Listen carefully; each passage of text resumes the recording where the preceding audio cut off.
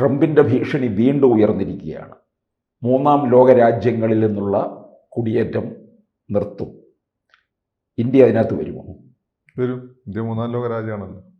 പക്ഷെ ഏതെല്ലാം എന്നുള്ളത് പറഞ്ഞിട്ടില്ല. മൂന്നാം ലോക രാജ്യങ്ങൾ അടക്കം സാധാരണഗതിയിൽ ഇന്ത്യ വരേണ്ടതാണ്. കാരണം ഇന്ത്യ നമ്മൾ ഒന്നാം ലോകം രണ്ടാം ലോകം, ഒന്നാം ലോകം ക്യാപിറ്റലിസ്റ്റ് രാജ്യങ്ങൾ, രണ്ടാം ലോകം കമ്മ്യൂണിസ്റ്റ് രാജ്യങ്ങളായിരുന്നു. അത് ശീതയുദ്ധത്തോടു കൂടി ആ ഒരു കോൺസെപ്റ്റ് ഇല്ലാതായി. ഈ ഒന്നും രണ്ടും ലോകം, ഒരു ലോകമേ ഉള്ളൂ. ഒന്നും രണ്ടും ലോകം കഴിഞ്ഞിട്ട് ഞാൻ അതിൽ രണ്ടും ചേരാത്ത മൂന്നാം ലോക രാജ്യങ്ങൾ എന്നുള്ള, അല്ലെങ്കിൽ ആഫ്രിക്കയിലെയും ഏഷ്യയിലെയും ലാറ്റിൻ അമേരിക്കയിലെയും രാജ്യങ്ങൾ എന്നുള്ള ആ ഒരു കോൺസെപ്റ്റ് മാറി. മൂന്നാം ലോകം എന്നുള്ള കോൺസെപ്റ്റ് മാറി. ഇപ്പം വികസ്വര രാജ്യങ്ങളെന്ന് വേണമെങ്കിൽ പറയാം. പക്ഷേ ട്രംപ് പണ്ടത്തെ ഹാങ് ഓവറിലായിരിക്കും പറഞ്ഞിട്ടുണ്ടാവും മൂന്നാം ലോക രാജ്യങ്ങൾ. അതിൽ ഇന്ത്യ പെടും. ഇന്ത്യ വാജ്പേയി ഗവൺമെൻറ്റിൻ്റെ സമയത്ത് നമ്മൾ വികസിതമായി നമ്മൾ സ്വയം പ്രഖ്യാപിച്ചതാണ്. നമ്മളൊരു വികസിത രാജ്യമായി മറ്റുള്ളവർ കൂട്ടിയില്ല. നമ്മൾ വികസ്വര രാജ്യമാണ്, വികസിച്ചു കൊണ്ടിരിക്കുന്ന ഒരു രാജ്യമാണ്. വികസിത രാജ്യം. അതാണ് G7 നമ്മൾ നേരിട്ട് മെമ്പറല്ല, ഇൻവൈറ്റ് മറ്റുമാണ്. G7+3 അങ്ങനെയൊക്കെ പറഞ്ഞിട്ടുണ്ടാകും. പിന്നെ നമ്മളൊരു വികസിത രാജ്യമാണ്. നമ്മളെ സോഷ്യൽ ഇൻഡസ്ട്രീസ് ഒന്നും ഇങ്ങനെ കണ്ടാൽ പോരാ. അപ്പോൾ അതിന് അതിൻ്റേതായ സമയമെടുക്കും. അപ്പോൾ മാത്രമല്ല ഈ വികസ്വര രാജ്യങ്ങളിൽ നിന്നാണ് ഏറ്റവും കൂടുതൽ കുടിയേറ്റക്കാർ മറ്റു രാജ്യങ്ങളിലേക്ക് പോകുക. വികസിത രാജ്യത്തിൽ നിന്ന് ഒരു പകരം മറ്റൊരു രാജ്യത്ത് ജോലിക്ക് വേണ്ടിയിട്ട് അലഞ്ഞിരിക്കേണ്ട ആവശ്യമില്ല. ജോലിയുടെ കാര്യത്തിനൊക്കെ പോകും, അങ്ങോട്ടും ഇങ്ങോട്ടും പോകുന്നതല്ലാതെ ജോലിക്ക് വേണ്ടി അലഞ്ഞിരിഞ്ഞ് കാലം പിടിച്ച് നടക്കേണ്ട ആവശ്യമില്ല. ഇന്ത്യയിലെ എപ്പോഴത്തെ സ്ഥിതി അത് തന്നെയാണ്. അപ്പോൾ നമ്മളും കൂടി അതിൽ പെടും. അപ്പം അതുകൊണ്ട് പണ്ട് വനിതാ കമ്മീഷൻ ചെയർപേഴ്സൺ പറഞ്ഞതിൻ്റെ അത് അനുഭവിച്ചോ എന്ന് പറയാനേ പറ്റുള്ളൂ. എന്നാൽ പിന്നെ അനുഭവിച്ചോ. കാരണം ട്രംപ് ഇലക്ഷൻ മത്സരം എന്തൊക്കെയായി. ഞാനൊക്കെ ഇതൊക്കെ പറഞ്ഞപ്പോൾ കമലാ ഹാരിസ് ജയിക്കണമെന്ന് ആഗ്രഹിക്കുന്നത് എൻ്റെയൊക്കെ നമ്മളൊക്കെ എന്ത് തെറിയാൻ ഇവിടെയുള്ള ഓരോരോ ലവന്മാർ വിളിച്ചുകൊണ്ടിരുന്നത്. അതിൽ RSSകാരുണ്ട്, ഇവാഞ്ചലിസ്റ്റുകളും ഉണ്ടായിരുന്നു. അവരാണ് ബേസിക്കലി ഇവന്മാരെ ഭയങ്കര ആൻറ്റി മുസ്ലിമായിട്ട് എന്ത് വന്നാലും ഭയങ്കര ഫാൻസ് ഉണ്ടാവും. അന്നേ ഞാൻ പറഞ്ഞതാണ്, നിങ്ങളൊക്കെ ഉള്ള ഇരിക്കുമ്പോൾ പറഞ്ഞതാണ്.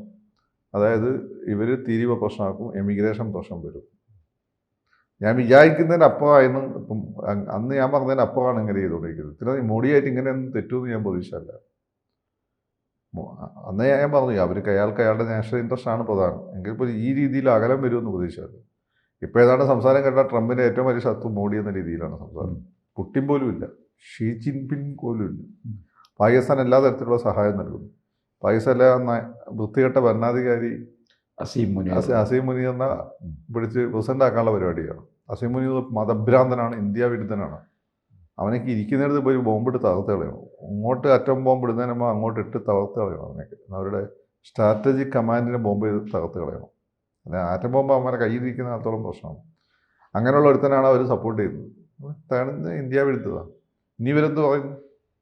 ട്രംപായിരുന്നോ കമലാ ഹാരിസ് ആയിരുന്നു നല്ലത്? കമലാ ഹാരിസ് ഇത്ര പോവില്ലായിരുന്നു.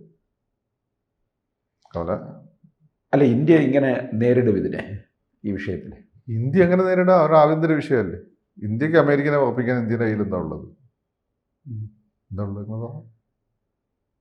നമ്മൾ എണ്ണ കയറ്റുമതി ഇല്ലെന്നാണ് അവർ പേടിക്കൂ. എന്നാൽ നമ്മൾ എണ്ണ കയറ്റുമതി ചെയ്യുന്നില്ല. നമ്മൾ യുറേനിയം കൊടുക്കുന്നില്ല എന്നാണ് അവർ പേടിക്കും. നമ്മൾ യുറേനിയം കയറ്റുമതി ചെയ്യുന്നില്ല. നമ്മൾ ആയുധങ്ങൾ കൊടുക്കില്ലെന്നാണ് അവർ പേടിപ്പിക്കും. നമ്മൾ ആയുധങ്ങൾ അവർക്ക് കൊടുക്കുന്നില്ല. നമ്മൾ സിനിമയും മറ്റും അവിടെ പിന്നെ ബാൻ ചെയ്യുമെന്നാണ് അവർ പേടിക്കും.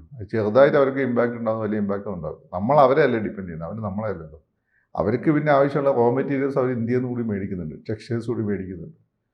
അതവർക്ക് മറ്റു രാജ്യങ്ങളിൽ നിന്ന് കുറച്ചുകൂടി ചീപ്പായിട്ട് കിട്ടും. അപ്പോൾ അവരതിൻ്റെ പിന്നാലല്ലേ പോകുക.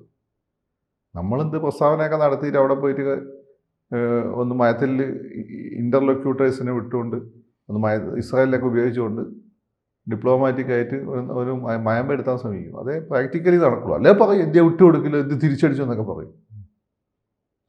തേജസ് വിമാനം തകർന്നു വീണപ്പോൾ യൂട്യൂബേഴ്സ് മൊത്തം എനിക്കും വലിയ സ്നേഹം കൊണ്ട് ഞാനെന്ത് നിങ്ങൾ ജി ഫാക്ടർ ഒന്നല്ല, അതിൻ്റെ ഉള്ളിൽ വേറെ കളി നടന്ന് വിശ്വസിക്കുന്ന ആളാണ്. അപ്പോൾ അത് ചിന്തിക്കാൻ കാരണമില്ല. ഓരോരുത്തർ പോലെ തേജസ് തകർന്നെങ്കിലും നമ്മുടെ കയറ്റുമതി ഉയർന്നു. എനിക്ക് മനസ്സിലാവില്ല. തേജസിൻ്റെ തകർച്ച ഭയങ്കര നെഗറ്റീവ് ഇമ്പാക്റ്റ് ഉണ്ടാക്കും. പിന്നെ എന്തടിസ്ഥാനം നമ്മൾ ഇൻ്റർനാഷണൽ ഡിഫൻസ് മാഗസിൻസൊക്കെ വായിക്കുന്നതാണ്. പിന്നെ നമ്മൾ യൂട്യൂബിൽ ആളെ കൂട്ടാൻ വേണ്ടി, വ്യൂവേഴ്സിനെ കൂട്ടാൻ വേണ്ടി കള്ളം പറയാറില്ല. അല്ല, പിന്നെ ഇന്ത്യ എന്ത് പറഞ്ഞ് നിൽക്കും ഇക്കാര്യത്തിനകത്തുനിന്നുള്ള? ഇന്ത്യ ആപ്പാണ് നമ്മളെ അവർ നോക്കുന്നത്. ഇന്ത്യയിലെ വിപണിയാണ് അവർക്ക് ആവശ്യമുള്ളത്. ഇന്ത്യയിലെ ബ്രെയിൻ ഡ്രെയിൻ നമ്മളാളുകളെ നമ്മളയക്കില്ല എന്ന് വന്ന് നടക്കുകയല്ല. കാരണം എന്താ വെച്ചാൽ ഇന്ത്യ ഒരു ജനാധിപത്യ രാജ്യമാണ്. നമ്മളാളുകൾ പുറത്ത് പോയി വിസ ചോദിച്ചു കഴിഞ്ഞാൽ നമ്മൾ വിസ ഉണ്ടെങ്കിൽ നമ്മൾ കൊടുത്തേ പറ്റുള്ളൂ. അത് അവരുടെ മൗലിക സ്വാതന്ത്ര്യത്തെ കടന്നു കയറ്റാണ്. നമ്മളെ സയൻറ്റിസ്റ്റുകൾ അയക്കില്ല. അമേരിക്ക നാസ ശ്വാസം മുട്ടി ചത്തുവിട്ടെന്ന് വിചാരിച്ചാൽ നടക്കാത്ത കാര്യമാണ്. അവർക്ക് എന്താണ് നമ്മളെല്ലാം സോഫ്റ്റ് കോർണറാണ്, നമ്മളെ വിപണിയാണ്. ആ വിപണിയിൽ അവർ കൂടുതൽ കൺട്രോൾ ആവശ്യപ്പെട്ടതാണ് മോഡി സമ്മതിക്കാത്തത്. അത് സമ്മതിച്ചു കൊടുത്താൽ പിന്നെ മോഡി ഇല്ല. അങ്ങനെ സമ്മതിച്ചു കൊടുക്കാൻ പറ്റും. പിന്നെ നമ്മളെ കർഷകർ ആത്മഹത്യ ചെയ്യേണ്ടി വരും കൂടുതലായിട്ട്. ഇപ്പോൾ കർഷക ആത്മഹത്യ കുറവാണ്. നമ്മളെ പല ഇൻഡസ്ട്രീസും അടച്ചു കൂട്ടിപ്പോകും. ഇതാണൊരു പ്രശ്നം. അതിനുള്ള ടാക്ടിക്സാണ് അവരിപ്പം കാണിക്കുന്നത്. അപ്പോൾ നമ്മളെ വിപണി അവർക്ക് വേണ്ടി നിർബാധം തുറന്നു കൊടുക്കുന്നത് നല്ല കുറച്ച് ആളുകൾ വിസ നിഷേധിക്കപ്പെടുന്നതാണ്. നമ്മളെ ആളുകൾ ഇവിടെ തന്നെ ജോലി കണ്ടെത്തട്ടെ, അല്ലാതെ എന്താ പറയാൻ പറ്റും? നിങ്ങളെ വിചാരിക്കുക മുസ്ലിങ്ങൾ ഒന്നും പറഞ്ഞിട്ടില്ല ഇല്ലേ? ക്രിസ്ത്യാനികളും എല്ലാവരും വിടുകയില്ലേ, ഹിന്ദുക്കളും എല്ലാവരും വിടും. അതായത് അമേരിക്ക വിസ മുസ്ലിങ്ങൾക്കാണ്, നമുക്ക് പ്രശ്നം ഉണ്ടാ വിചാരിക്കണ്ട. നമുക്ക് പണ്ടേ വിസ ഒന്നും കിട്ടാറില്ല അമേരിക്കയിൽ നിന്ന്. നമുക്കത് ബാധിക്കുന്ന കാര്യമല്ല. അല്ല, ഈ ട്രംപിന്റെ ഈ രണ്ടാം വരവ് അവരാകപ്പാടെ നമ്മളെ ആളുകൾക്ക് വിസ കൊടുക്കുക. അവർക്ക് ആവശ്യമുള്ള ഇന്ത്യയിൽ ഒറ്റ കൊടുക്കുന്ന ചാരന്മാരുണ്ട്, ഭയങ്കര ആൻറ്റി അമേരിക്കനൊക്കെ സുഖം. അങ്ങനെ അവർക്ക് ഉള്ളവർക്ക് വിസ കൊടുക്കും. പിന്നെ അവർ വിസ കൊടുക്കാന്ന് വെച്ചാൽ ഈ പറയുന്ന രാജ്യത്തിൽ ഈ അവിടെ ഇൻവെസ്റ്റ് ചെയ്യാൻ ശേഷിയുള്ള ഇവിടുന്ന് കട്ട് മോഷ്ടിച്ചും പൈസ ഉണ്ടാക്കി കൊണ്ടുപോയ ആളുകളുണ്ട്. അവന്മാർക്ക് അവർ വിസ കൊടുക്കും. അല്ലാതെ സാധാരണ ഇന്ത്യൻ മുസ്ലിമിനൊന്നും വിസയെ കിട്ടില്ല അവിടെ. അബ്ദുൽ കലാമിനെ ഉണ്ടാക്കി പരിശോധിപ്പിച്ചവന്മാരാണ്. അതെ. അതുകൊണ്ട് ഇത് കാക്കായിമാർക്ക് കിട്ടുന്ന പണിയെന്ന് വിചാരിച്ച് വളരെ സന്തോഷിക്കേണ്ട. എല്ലാവർക്കും കൂടിയിട്ടുള്ള പണിയാണ്. നമുക്ക് ഓൾറെഡി പണി കിട്ടിക്കൊണ്ടിരിക്കുന്നത്. മുസ്ലിങ്ങൾക്ക് മാത്രമല്ല, അല്ല, നമുക്ക് ഓൾറെഡി പണിയുണ്ട്. ഇത് മറ്റുള്ളവർക്ക് കൂടി പണിയായിപ്പോൾ. അല്ല, ഈ ഇത്തരത്തിൽ ട്രംപിന്റെ രണ്ടാം വരവില് ഇങ്ങനെയുള്ള നിലപാടെടുക്കുമ്പോൾ അവിടെ പലതരത്തിലുള്ള പ്രശ്നങ്ങളെ നേരിട്ടുകൊണ്ടിരിക്കുകയല്ലേ. പ്രത്യേകിച്ച് ടൂറിസമൊക്കെ തന്നെ അവർക്ക് തകർന്നടിഞ്ഞു എന്നുള്ള ഒരു വാർത്ത ഉണ്ടായിരുന്നു. ടൂറിസം അങ്ങനെ ഞാൻ പറഞ്ഞല്ലോ, ടൂറിസത്തിനൊക്കെ അവിടെ അമേരിക്ക ടൂറിസത്തിന് പോകുന്ന ആരാണ്? അത്യാവശ്യം അവിടെ ദമ്പടിയുള്ളവന്മാരാണ്. ആ ദമ്പടിയുള്ളവന്മാർ അവിടെ ടൂറിസത്തിന് പോയിട്ട് അവന്മാരിപ്പോഴും പോകും. അവന്മാർക്ക് വിസയും കൊടുക്കും. ഇത് കുടിയേറ്റം ഉദ്ദേശിച്ച് പോകുന്ന ദരിദ്രവാസികളുണ്ട്. അവിടെ ടൂറിസ്റ്റ് വിഷയം എന്താ പ്രോഗ്രാം ചെയ്യാനൊക്കെ പോയിട്ട് മുങ്ങിയിട്ട് അവിടെ എങ്ങനെയെങ്കിലും ഒരു ബ്ലാക്ക് അമേരിക്കനെ കല്യാണം കഴിച്ച് പൗരത്വം ഉണ്ടാക്കി പിന്നെ ദിവസത്തിൽ ഈ 2 കൺട്രീസ് എന്ന സിനിമയിൽ സുരാജ് വെഞ്ഞാവുമ്പോൾ ക്യാരക്ടറിനെ പോലുള്ള ആളുകളുണ്ട്. അവന്മാർക്കാണ് പണി കിട്ടാൻ പോകുന്നത്. അല്ലാതെ പിന്നെ ടൂറിസത്തിന് പോകുന്ന അംബാനിക്ക് അദാനിക്കൊന്നും ഒരു പണിയും കിട്ടില്ല. അവർ തിരിച്ചു വരാൻ പോകുന്ന ആളുകളാണ്. ടൂറിസമൊക്കെ വേറെ യൂറോപ്യൻ രാജ്യങ്ങളിലൊക്കെ എന്തുകൊണ്ട് ടൂറിസത്തിനൊക്കെ ചിലപ്പോൾ ഇടിവന്നിട്ടുണ്ടാവും. പക്ഷേ ഇന്ത്യക്ക് ടൂറിസ്റ്റുകൾ പോയില്ല കഴിഞ്ഞാൽ അവർ മരിച്ചോന്നും പോകില്ല. അവന്മാർ പെർമിഷൻ കൊടുക്കാത്തതുകൊണ്ടാണ് പല സ്ഥലത്തും. പിന്നെ നമ്മൾ പടങ്ങളൊക്കെ ഷൂട്ടിങ്ങിന് പോകുമ്പോൾ ഭയങ്കര ചിലവാണ് അവിടെ ഷൂട്ട് ചെയ്യുക. അതുകൊണ്ട് പരമാവധി ഒഴിവാക്കി കളയും. അപ്പോൾ ഇങ്ങനൊരു തീരുമാനത്തിന് മുന്നിൽ നമ്മൾ വഴങ്ങി നിൽക്കുക എന്ന് മാത്രമേ ഉള്ളൂ.